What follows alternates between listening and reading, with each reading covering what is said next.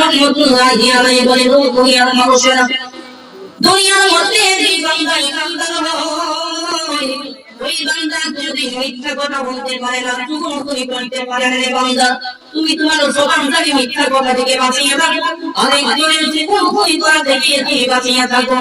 আল্লাহ শেখ সাদি বলেন, যার ভিতরে মিথ্যা কথা বলার মুখ থাকবে, আরেকজনের কথা বলতে এখান থেকে সেখানে আলোচনা করবে, চুগলখড়ি অভ্যাস থাকবে, ও দুনিয়ার মানুষগুলা বুঝে নাও, তার ভিতরে ঈমান থাকতে পারে ঠিকই, কিন্তু ঈমানের মধ্যে ভেজাল রয়েছে। তাই দুনিয়ার মানুষ যদি নির্ভেজাল ঈমানের চিন্তা করে, নির্ভেজাল ভাবে ঈমান তার ভিতরে থাকবে চিন্তা করে, আল্লাহ শেখ সাদি বলে, বান্দা তুমি তোমার জবান দ্বারা মিথ্যা কথা বলা বন্ধ করে দাও। আল্লাহ নবী যখন মেরাজের রাতে আগার গ্রহণ করেছিলেন জিবরাইলের মাধ্যমে, আল্লাহ নবীকে তখন জাহান্নামের কিছু শাস্তি দেখানো হয়েছিল।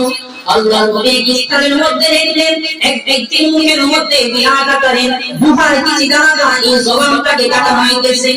আল্লাহ নবী দেখলেন ডান পাঁচশোটা যখন কাটা হয়ে যায়, বাম 500 আবার কাটার জন্য আদমের ফেরেশতা প্রস্তুতি গ্রহণ করে, বাম 500টা কাটা আগে আবার ডান 500টা কাটা ভালো হয়ে যায়। আল্লাহ নবী আযাবটা থেকে হতভম্ব হয়ে গেলেন। আল্লাহ নবী জিবরাইলকে জিজ্ঞাসা করলেন,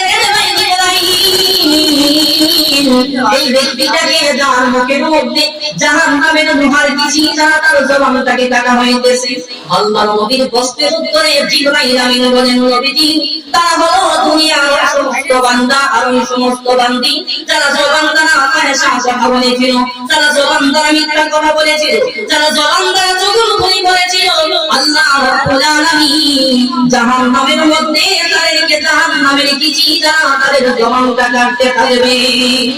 তাই আল্লাহর শেখ সাদি বলেন, বান্দা তুমি ইমানদার হইতে চাও, খাঁটি মুমিন বান্দা হইতে চাও, অন্তর থেকে রূপ তুমি করে দাও।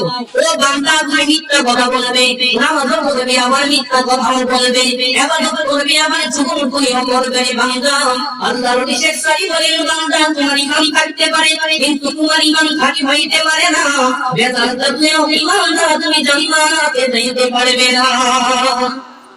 শেখ সাদি বলেন, তোমার ঈমানে ভেজাল আছে, আসলে ময়দানে দোয়া খাইতে। চতুর্থ নাম্বার শেখ সাদি ওয়াসিয়ত করেন, जो शकमरा पाके दारी अलहराम, जो शकमरा पाके दारी अलहराम, मुर्दे मादार बाशी वसलाम। শেখ সাদি রাহমাতুল্লাহি আলাইহি বলেন, দুনিয়ার মানুষেরা, যে ব্যক্তি ইমানদার হইবে চতুর্থ নাম্বারে যখন হইল, ওই ব্যক্তির অন্তরের মধ্যে পেটের মধ্যে কোনদিন হারাম খাদ্য যাইতে পারে না।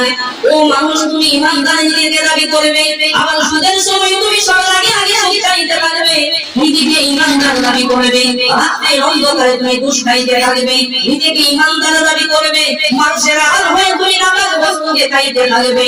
আল্লাহর শেখ সাদি বলে, বান্দা তুমি ইমানদার হইতে পারো, তোমার ঈমানের মধ্যে পাওয়ার না থাকার কারণে, কমজোরির কারণে ইমানদার তুমি হাসরের ময়দানে পার পাইতে পারো না। তাই আল্লাহর শেখ সাদি বলে, বান্দা যে ব্যক্তি মুমিন বান্দা হইবে, ঈমানদার বান্দা হইবে, ওই ব্যক্তি কোনদিন হারাম খাদ্য খাইতে পারে না। আল্লাহ হালাল যে রিজিকটাকে দিয়েছেন, এই রিজিকের মধ্যেই বান্দা সন্তুষ্ট থাকবে। আল্লাহ নবী বলেন, হাসরের ময়দানে তাদেরকে কি আযাব দেওয়া হইবে। মেরাজের রাতে আল্লাহ নবীকে আরেকটা আযাব দেখানো হয়েছিল, বিশাল আকারের মানুষগুলোর পেটে অনেক বড়, ওই মানুষগুলো এই বিশাল আকারের পেটটা নাড়াচাড়া করতে পারে না, এক স্থান থেকে আরেক স্থানের মধ্যে যাইতে পারে না। দুনিয়ার মানুষের শরীরের চাইতে যদি পেটটা বড় হয়ে যায়, দুনিয়ার মানুষও কিন্তু নাড়াচাড়া করতে পারে না। আল্লাহ নবী যখন দেখলেন তাদের পেটের অবস্থা বিশাল আকৃতি, একেবারে মক্কার মতো হয়ে গেছে, আল্লাহ নবী জিজ্ঞেস করলেন, জিবরাইল এই সমস্ত বান্দা আর বান্দিরা তাদের পেটের অবস্থা এত বিশাল হয়ে গেল। জিবরাইল আমিন বলেন, নবীজি তারা হয়তো দুনিয়ার ওই সমস্ত বান্দারা, যেই সমস্ত বান্দারা শুকিয়েছে এটির মালগুলোকে আত্মসাৎ করেছে, আল্লাহ রাব্বুল আলামিন জাহান্নামের মধ্যে তাদের পেটকে বিশাল বড় করে দিবে।